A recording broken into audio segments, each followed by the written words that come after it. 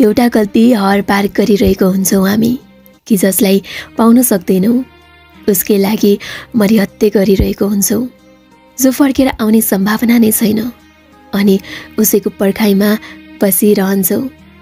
चाह त यति धेरै थियो कि ऊ बिना एक पल पनि रहनै सकिन्नथ्यो, तर जब उसको बात बदलियो, हात बदलियो, साथ बदलियो अनि उनी बदलियो, त्यसपछि टुट्यौँ हामी।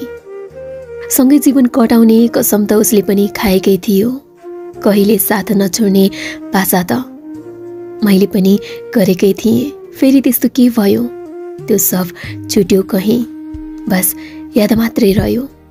गुनासो त उसँग बस यति मात्रै हो कि यदि प्रेमको आँस देखाएर निभाउन सक्दैनौ भने झुटो भाषा पनि नगर्नु है। तिमी त सिर्फ टाइम पास गर्न आएको थियौ, तर सारा अधुरो यादहरू पनि मसँगै रह्यो। फेरि पनि एउटा गल्ती हरेक दिन गरिरहेको हुन्छु कि जो अब मेरो हुन सक्दैन, उसकै पर्खाइ छ धेरै।